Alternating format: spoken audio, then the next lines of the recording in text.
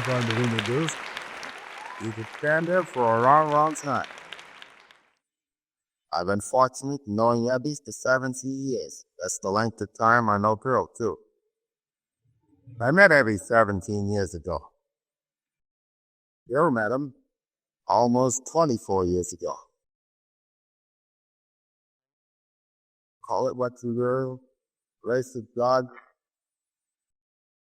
But were it not for the man that you're about to hear, you wouldn't have been having this meeting tonight. Because he's the cis guy that brought the message to our boy Bill. If you read the book Alcoholics Anonymous, and I know that most of you have, in there you'll hear in Bill's story always referring to my friend. And then in the later book, describing Alcoholics Anonymous and other stories that just came out some short time ago, the name Ebby comes out. But always in the first book, you'll hear him referred to as my friend. Should you hear a lot of it at different times and in different parts of the country, quoting how Bill came in, how the organization, how the fellowship started, there's only one man in the world tonight who knows exactly how it started, because he was sober and Bill was drunk. So I give you my friend and your friend, our founder, Ebby.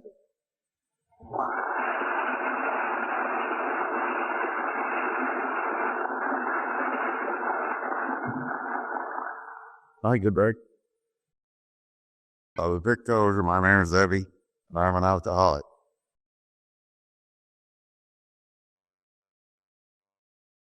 Dick asked me over here. I was really glad to come, as I wonder. We some of you Memphis people.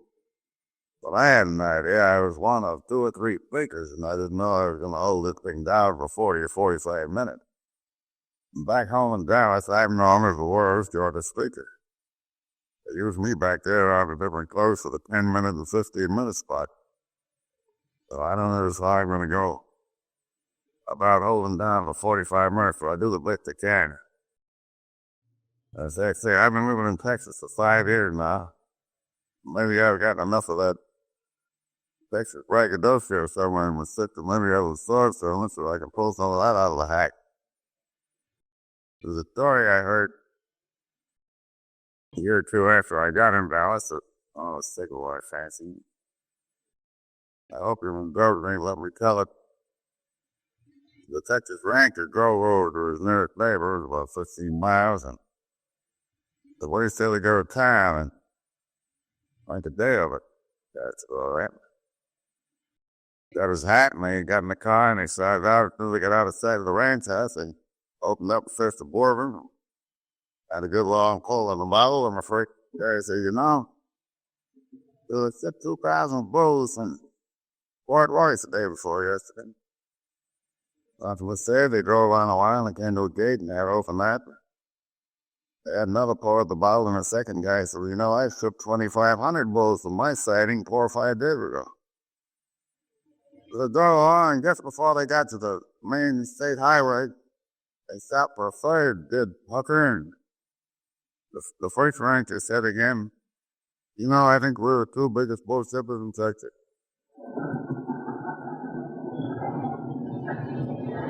And I hope I have a quiet over us so I could get it out tonight. I know that Dick and Tim Great and some of the other boys wanted me to tell you some of the beginnings of AA as I experienced them. And you know, I think that I appreciate the things that Dick has said and other people have said about me. But I sometimes think of Mark G. claim to fame as I'm Exhibit A in the antique division of Alcoholics Anonymous. That's about it. Well, I got to go back to some of my beginning. I started drinking when I was in school. I come from Albany in New York. It's my native I went to private school there. I started drinking in last year. I seemed to hold it under control pretty well. I did get off on a wild party one night at the military school. We had a competitive drill. After the drill, we all went out and ran his stomach. I had got drunk. And we got in a mess, and the principal of the school heard about it. But nothing was said. But I wasn't very well that spring, and they took me out of school before school was over, and that summer the principal wrote to my father, and he always called me Ed. He didn't call me Ebby or Ed. But I don't think we can do anything more for Ed. It's not that he was just telling me from school. So that fall, my father said, "You're going to work in the foundry." My father happened to be in the iron foundry business. So I went to work that fall, and I confined my drinking to Saturday nights. And actually, I had to get up, fix the block down. I worked as a motor copper, which is very rugged work, as you may know. And I did that for a year, and I confined most of my drinking to Saturday night, except around Christmas time when all the dances were going on. And I really stepped out. I remember, like, sorry to go to work, drinking, dancing, and getting down to work at 7 o'clock in the morning. When I was young, if you shake it off and work it off like night. And I managed to get away with it for a while. But as I look back and remember those times, I wasn't a very successful drinker from the start. There were times, true, when I'd take some of the older guys around all me home. And other times I'd be climbing the chandelier at 3 or 4 drinks. I never knew what was going to happen. The fact of the matter is, when I was about 15 years old, I remember putting a lot of thought into the business of drinking because it was in my family. My brother drank pretty heavily. My father did. And I kind of figured if they drank that way and it wasn't any good for them, and it was not good for me either, because I was just about the same temperament as they were. But it was that first drink that I ever took on my own when I walked into the bar of the hotel tonight and all me and ordered a glass of beer all by myself, and I was a big shot. And I still say that was the very best glass of beer I ever tasted. Sometimes I can almost taste it again. And somehow that just gave me just the same glow, and that beer was a lot stronger nowadays. It was real beer. That was about 1914, I think. Yes, it was 1914. And I know that I said to myself, this is for me. And soon after that, when I started drinking, I kept it down pretty well at 2 or 3 drinks.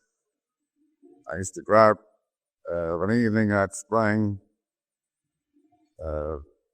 And this friend of mine, I went to school, he called me up and asked me if I had my lessons done. I said, sure, it's just as far because the family was sitting in the room.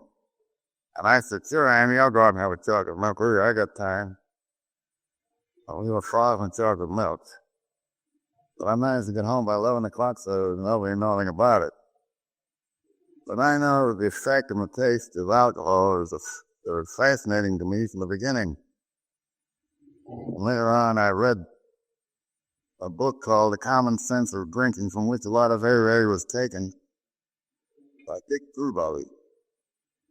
Not dead, but he was one of the first of the lady therapists that had a tremendous following of alcoholics. A lot of other books have been written by a lot of his pupils. The Glass Trust is one of them by Dr. Chambers, and I can name by half a dozen. I can't think of one now.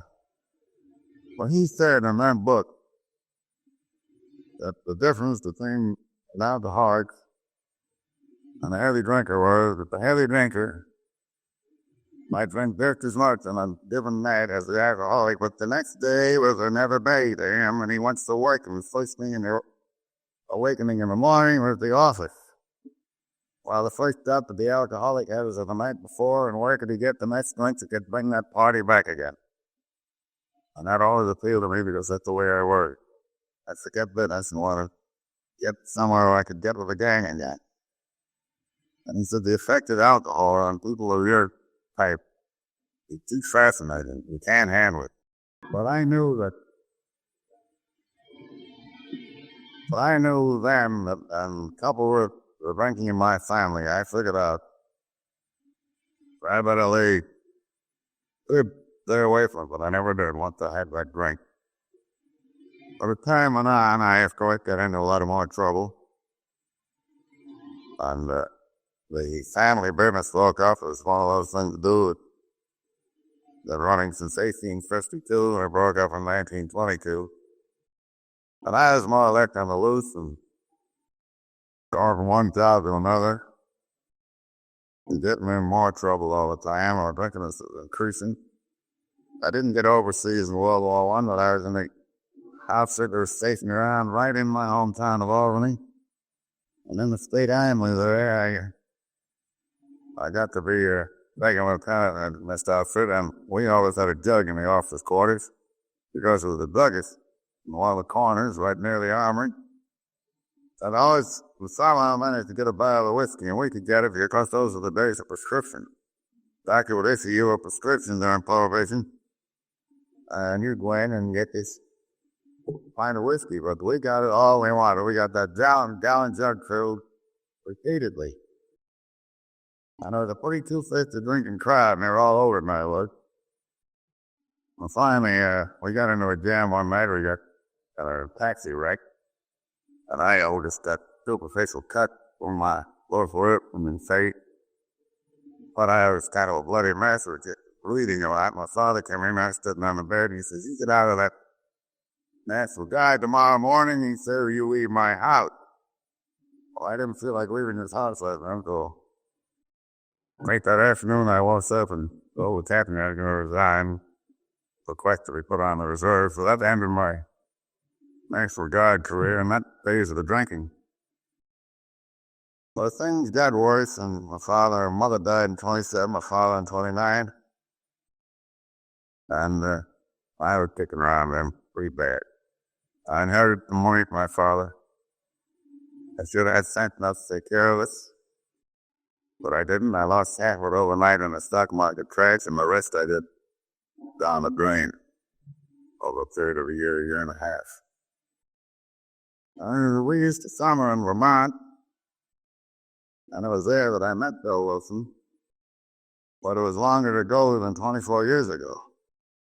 I first knew Bill about 1910. I went to school with him in 1912. Went to second us back quite a few years. And to get back, we went to Summers in New Manchester, Vermont. Well, after my father died, the house was vacant up there. We bought a house after all the years that father had sent money at the hotel for all of us. He bought a house in 1923, and in 1929 he died, and the house is empty. All my other brothers are married. Father died without a will, so he gets to light up the furniture, and that's done for me. And I had one room furnished in that house, the rest was bare. And I was living there, all alone, drinking heavily all the time. Got a raven in week. Now we're going to get up to the summer of 1934. It's 24 years ago. And I've been in the toils of the law twice that summer. I've gotten drunk, so gotten arrested for being drunk and disorderly. Fined $5 or something like that. And it seems that in Vermont at that time, I don't know whether the law is still on the statute working on that, but if you got arrested 3 times, only one given year for drunkenness, it meant 6 months in Windsor State prisons. So I was able to drive right along. One time I got drunk, and I still don't know exactly how it happened, but I was in my own house, and finally somebody got out a wire for me. I still see yet what I was doing it, because I was on my own property. But one of the boy that was constable at the time, was a guy that I'd gone to school with in 1912, the same year that I went to school with Bill Wilson. I forgot to say that I went to a private school in Albany. But this one year, I went up there in Vermont, 1912, in the fall of 1912, to go to that school for 1 year and then back to my other. And this other boy was John Jackson. He was constable. And I walked uptown the next day. Well, I went up and sit on the store, the steps of the hardware store. I saw the owner of it. I sent John Bro up and said, sorry, he says, everybody got a warrant for you. The guy took you down to Bennington, which is the county seat. He took me down and saw the judge. And the judge says, be back Monday. We'll see what we can do about this. Well, I've gotten ahead of my story because before then, I'd say late in July or the first part of August, two men came to see me, two fellows that I had drunk with often. One of them happened to be the son of this judge. He's in a sea brigade, he's now living in Paris, France. The other one is Ship Cornell, and I don't know just where he is. I think he's somewhere in Ohio. I had a hangover, of course, and these two guys wandered around. I was out and back somewhere, kitchen, I guess. But I remember they came up the back steps. I mean, they didn't know exactly how to begin on me because they remembered me and I had a lot of fun with me drinking. And I saw they had something on their mind, so I said, well, what do you got on your mind? What took it? And they said, well, we kind of come to see you and we couldn't get some idea into your head about something. Did you need about my drinking? He said, yeah, you're not getting anywhere. I understand you're in wrong all over town. And we just saw that we got mixed up with a group called the Oxford Group. And we fans, it get help if you join up with it. They said, you always think of letting Dad run your life instead of Ebby Thatcher trying to run it all the time? And they really talked sense the way I figured it, and it seemed to me that they were just telling me things that I had been thought in my childhood about the right way of living. And I said, well, geez, these two guys have got something out of this. Maybe there's hope for me, because I just about given up hope. And I tell you, I was willing to quit drinking when I didn't know how. I didn't know how to do it. So I listened to them, and they lent me a book by one of these men in the Oxford Group. I don't recall the name of that book now. But in it, I could see myself saying out of the pages, the Oxford Group, let me explain, was not concentrated on alcoholism. It was a spiritual group that was founded by a minister from Pennsylvania named Frank Bookman, B-U-C-H-N-A-N. He got its name Oxford Group because Bookman got a lot of people interested, and they in turn went abroad, and they went to England and Oxford University, and they got a lot of people interested over there. And from there, they went to South Africa. And they got up quite a big meeting down there. I don't know if it was Cape Town or one of those cities. And the reporters referred to them as the group from Oxford, and then damn name stuck, and it had no more to do with the group or its findings than anything in the world. But it's like those things happen, that's the name that stuck with us. And it was called the Oxford Group. And they were really trying to find something. It was that time in 1929 when the crash had come on Wall Street and the nation was kind of a low point economically. A lot of people were hopping out of windows in New York, and that's no joke because they were. A lot of them hit those manholes head on from the 30th floor. And a lot of people were drinking terribly, and they wanted to find something in Miss Oxford Group. A lot of people came around to it, and of course a good many of them happened to be alcoholics. And don't ever let yourself think that nobody was an alcoholic can help an alcoholic, because there are a lot of men in this group who were very understanding, have damn good knowledge of the thinkings of an alcoholic's mind. And I sometimes think that I mind are no different than anybody else in this world. We just give in to things that other people do not. Well, anyway, that idea appealed to me. I read the book, and I sat with that for a few days, and I had started to paint the house, but I had a ladder that was too short, and I couldn't get up to all these places. I made a deal with a boss Snyder, and he sent me out on one of his man with some equipment and material to finish the house. I didn't catch the job all that time, but the minute that job would go, oh sure, I would right back to bottle like I had nothing more interesting. So the wet that. And it was then I met him after the thing in the house that I was sick up and taken to the county judge. There's one thing and stick in my mind, and it always will. I know it was at that time. May not mean I'm in you, may not get what I mean by it, but as we drove home that afternoon, Mr. Constable John Jackson left me off at the house that I was living in. And he said, well, I'll be around to get you Monday. That's a Friday. And he said, remember the judge said be sober? I said, yep, I'll be sober. So I went in the house, and I remembered that down cellar I had about a half a dozen bottles of ale, and I know that they're going to be nice and cool. This is one thing I like in this world was Valentine's ale, and that was it. So I went down cellar, and I said to myself, I can't possibly get drunk between now and Monday on 6 bottles of ale. And I know that nobody in town is going to sell me anymore after they've heard about it. You know what a small Vermont community is. Everybody from 10 miles up and down the valley knows all about anything like that. I know that brother, I mean, the bootlegger wouldn't sell me anything. But I got down and I reflung those bottles, and I didn't cricket. All right, the judge said, you get that silver, well, you be that silver, and all that, that is not cheating or somehow. And I walked back upstairs, and that damn devil got from my shoulder, get off, go on down there and take it. I couldn't take that damn ale. But that's not the spirit of the thing. It might be, technically, I might be all right, I got their silver, I second it. Well, that's not exactly what he meant. He didn't say don't take a drink, but that's exactly what he meant. So I took them and put them in a basket and carried them over to my next door neighbor, and I said, here, you.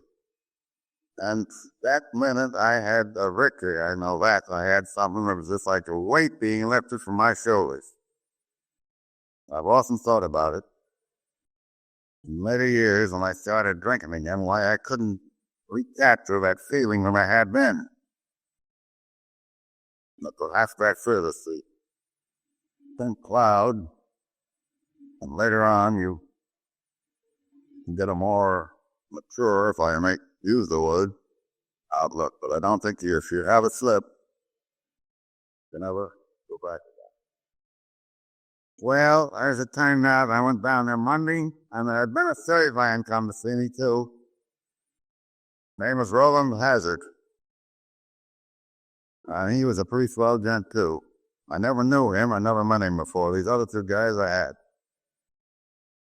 And he was there Monday when I brought for the judge. The judge said, well, couldn't be a little lucky, and he said, Hazard, will you take this man? And he said, sure.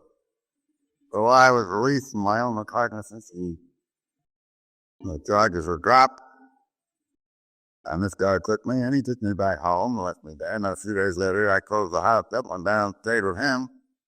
He lived about 15 miles below, south of the town.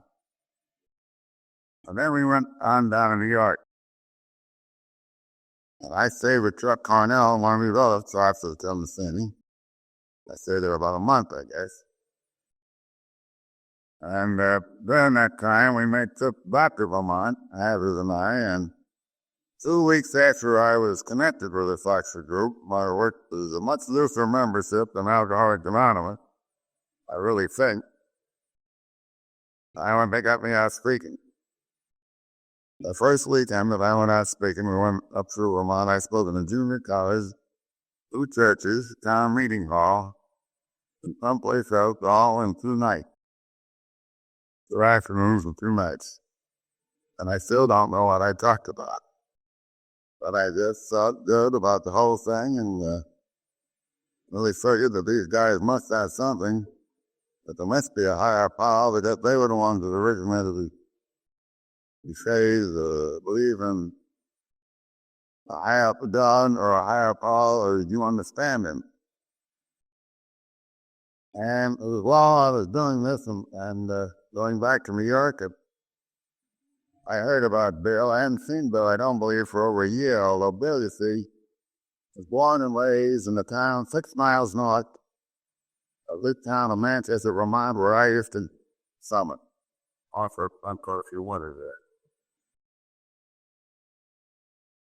And I heard that Bill was in pretty tough shape, drinking bad, and I'd been downtown in Wall Street and saw my old friend, one of whom I had Bill's sister-in-law, and he said he was in tough shape, and he said, why don't you give him a ring of telephone? And I said, well, I will, but I want to think this thing out a little. I get myself a pretty good story, a pretty good take to give to him. And I can truthfully say now that I believe that I went over there, that Bill would either go for it, lock, stock, and barrel, or he would have none of it. He wouldn't just stay around with it for a little while. I thought that if he put his teeth into it once, he'd stick to it. Because I thought I knew him pretty well. I was going to school with him and seen him over the years. I called him up one night. I didn't get Bill, but I got Walt, his wife, and told her what had happened to me, that it wants to kind of show me something. Well, I don't even sober myself, none of us.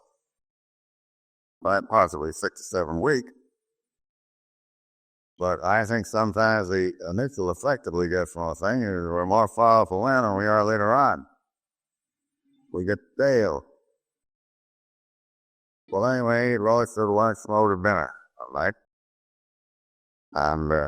And she's making the date. I said, fine.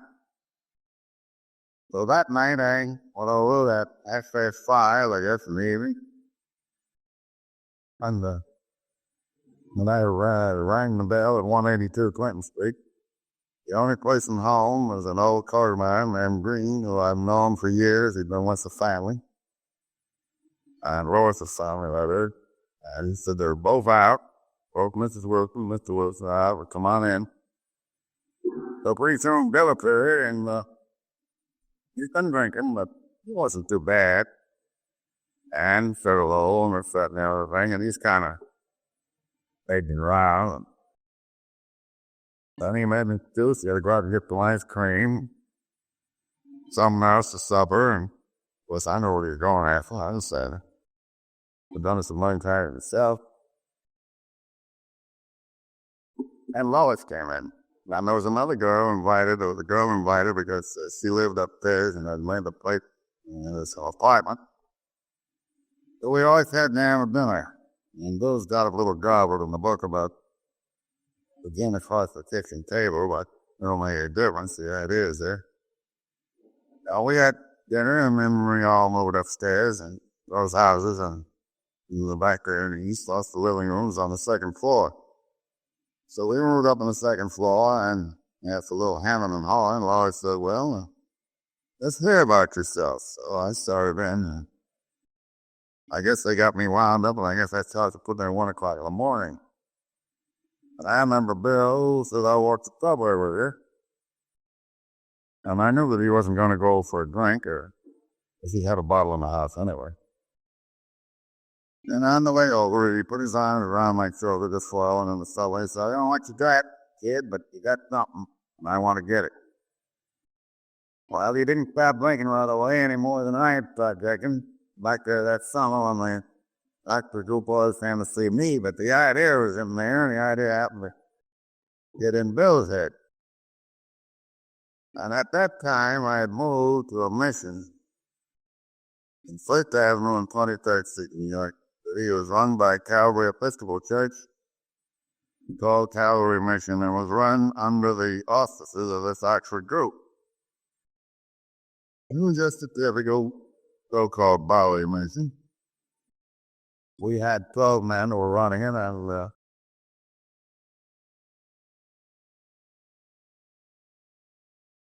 we only had available beds for about 35 men, and they were full every night.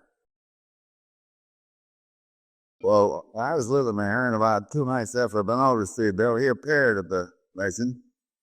Just as the meeting was about to start, he had a guy in tow, and they were both visibly drunk.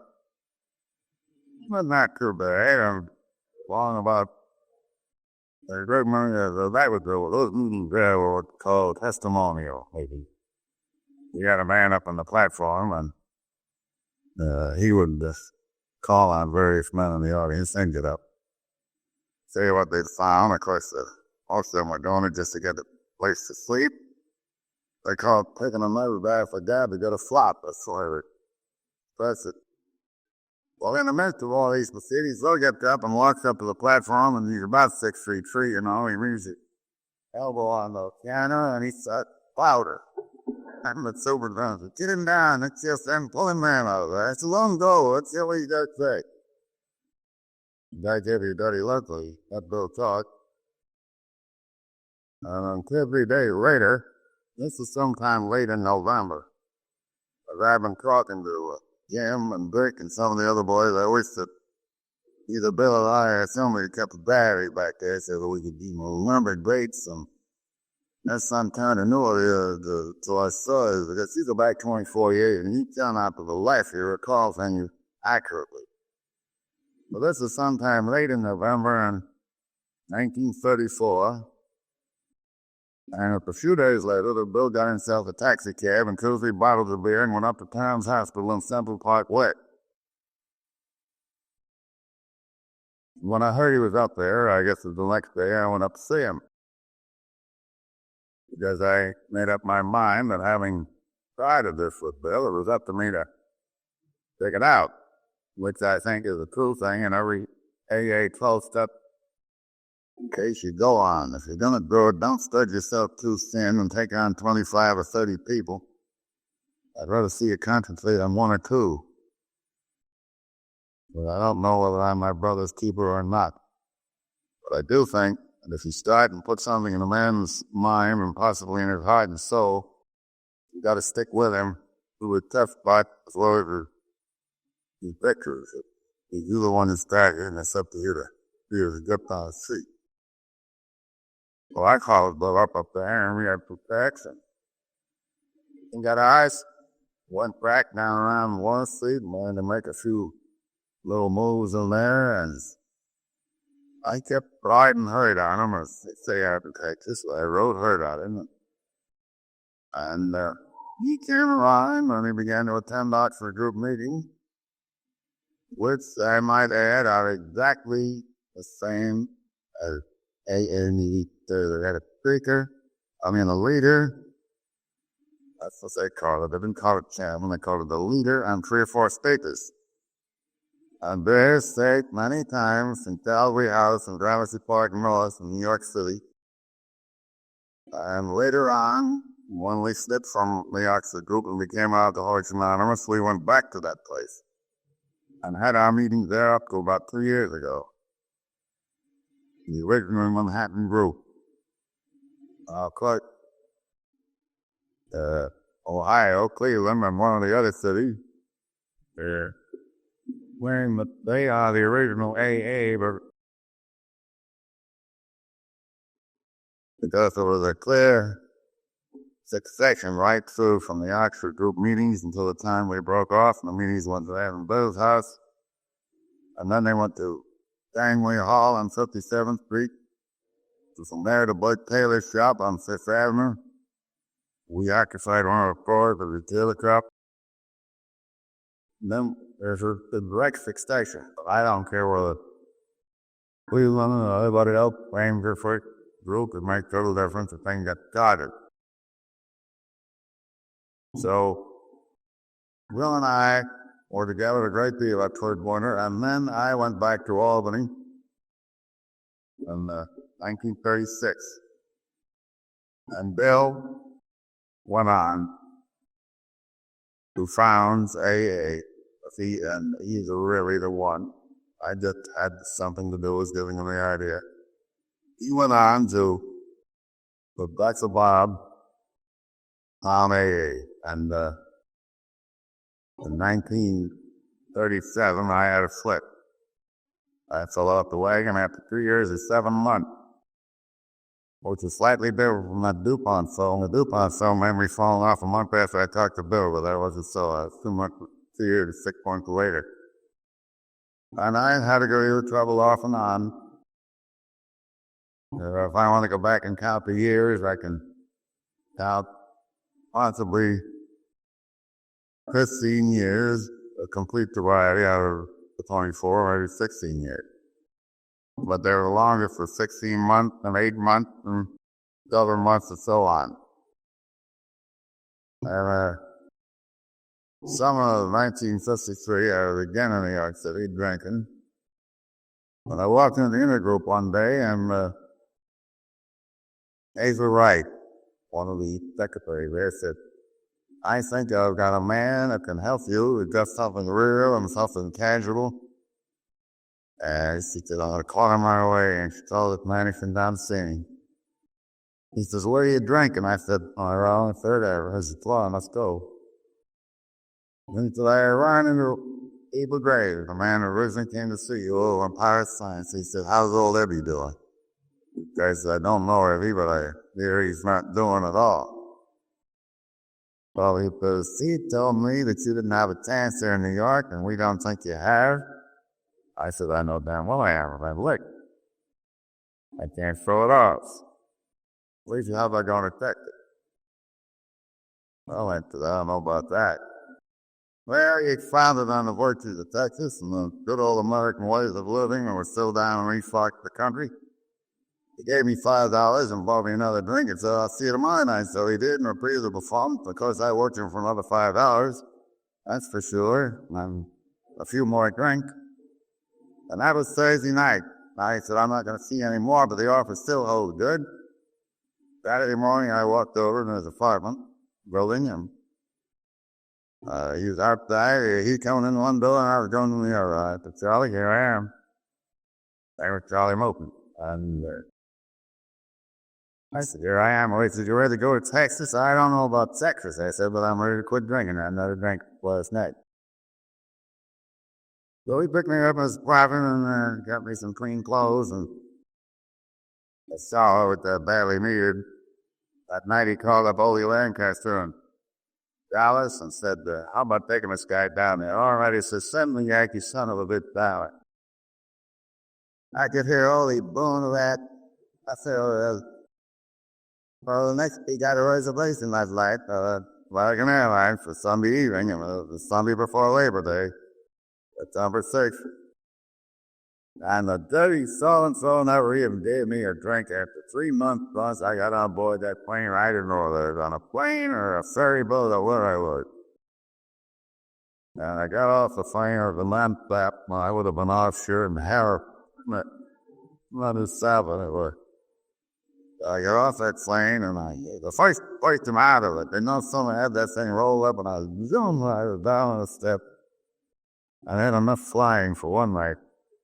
When I got down there and I looked around, I saw two big guys, and of course I was having hallucinations all over the place. And I said, "They're either a couple of D-men or a couple of goons from some gangster squad." And then I heard that booming voice again, "There's the Yankee bastard. There he is. I've seen him in New York." So there he got hold of me and I put him in the car like this, and down to Texas Clinic. And I stayed there. I guess I stayed there altogether about 2 or 3 months. But the first 2 or 3 weeks, it was pretty rugged, because I'm going to tell you right now, I had hallucinations all over the place. I didn't believe I was in Texas. I didn't dare go out of the place. One of the girls there that was taking care of the bus and sort of running the thing slipped me downtown one day, and I couldn't get back in that place fast enough. I was scared of the car, traffic, I was scared of everything. And it wasn't I was there 2 weeks later. The guy said, "I'm going to have to mail some letters to the airport. Do you want to go out?" And I said, "I sure do. I want to see this airport and see if I'm really in Dallas." I got out there and I got out of the car and I walked up to the placard that said, "Love Field, Dallas Circus." I put my hand on it and I said, "All right, I'm in Dallas." I believe if I were that man here, I did not believe I was from Dallas. You guys have been a pretty rugged grunt and a pretty hot summer. I am in McPeak in those 3 months. I was thinking everything I could lay my hands on, then to be cut short like that. Furthermore, they gave me some goofballs all in. I hate those things anyway. I hate the effect of them. I just like the. I'm sorry that I've taken up so much time telling you it's all done on myself, but I didn't know how to bring the history of AA, and you've all seen how it's spread, how it's worked. I know that if it hadn't been for AA when I got to Texas, I know would have never survived. I was just coming out here alone, I'd have been lost. It was tough enough as it was because I was among strange people, slightly different way than I. It would have been enough people to get from the Bowery down here in 6 hours and change yourself all around. But if it hadn't been for those good Texas people and the people in the suburban club, if I hadn't been able to go around there and stay there and shake it for 2 weeks before I went in the club, a little over 2 weeks, I walked by it one day and started up the steps, lost my nerve, and went back to the clinic. Almost like a guy going back and hiding under the bed. And I know the troubled times, they said, well, I don't know, I heard him talking, man, I don't know what we're going to do with this guy. He's gone goofy. And then I had a colored girl that worked there. She's quite an old woman, and she said, don't you worry about that, man. You got to leave him alone, and he's coming out of it. He's sick. And that's just what I was. I was sick. Mentally and physically. And then gradually, I worked out of it. Nature took over. And then I was able to get around the club and get into the activity. And maybe I got in on too fast. That was the hottest summer that had been on record in the Texas weather bureaus. I was down in the range, and we're out working the sheep with a man, and he put me in as a Superman. That's how the rugged work on a 95-degree day. And I got mixed up in an oil deal, and I sold some insurance stock, and everyone on the block, the insurance company did almost, is still struggling to get back on his feet. And I got in another deal in Manslout. October a year, and 1 month after the year was up, I lost. That was in October 1954. Now that's 13 months, I only had a few days drinking then. And it was over a 3-week day, but I got slapped in a county jail for 10 days, and that was Mr. Burdeck's Emporium. They came out, and some friends took me in their house, and I sobered up. And I had another drink since. In other words, I've had about 5 years sobriety in Texas. Out of 5 years and 1 month, I've had 5 years sobriety. Sober. And I know that I'm grateful to Fever Graves over there, Parrot, to Charlie for following it up, and for the people in Texas, and over here, all of you people, who have given me another chance. I couldn't have done it by myself. There isn't under my own steam I did it. And I know that my sobriety in these 4 years, these last 4 years that I've been sober, it hasn't been my sole effort that kept me sober. Nor do I believe it has been entirely the friendship and the help of people. I think it has been the help of a higher power. Now, while I had lost that idea some time along this way of life, thank God I got it back again. Because I know that I couldn't be just about it. There are times when I know I'm not like the great many people I hear trough it and say there isn't a day in their lives that they don't fight the desire to take a drink. Well, I'm telling you right now, flat out, I'd go get drunk. I couldn't be that much of a hero. Fight it every day and every hour. I don't have that. But I do have periods every 3 or 4 months when it maybe 2 or 3 days it's rugged, that's all I think about. Well, taking a drink, and if I haven't got myself conditioned to the correct way of thinking and knowing that if I take that drink where I'm going to end up, I have no doubt that this time I know that last drink that was drunk, that the liquor knocked me so badly physically and mentally too that I'd never survive another one. And I get that in my head, and I keep it there in spite of the fact that I want to go out. I get sick of this being in harness every day and going to work. And I'm getting along in years, and I like to have a little rest once in a while, but I got to go and work. And I often think if I come home tonight, if I could take one good fudge of whiskey or one bottle of Valentine's Ale and go eat, it would help me a lot, and it probably would help me physically. It'd give me a lift. when I know I can't do it. So what is the use of trying with the idea? I don't quite get so much the idea I used to. I'd like to get drunk. Although that occurs once in a while because I think in every one of us is another person, is another ego. And that old drunk, those Ebby Thatcher's still in there. He may be dormant, but he's there. He's like a volcano. He picked the top up. He's gone. Oh, this time he does drum bullets and they'll be all over.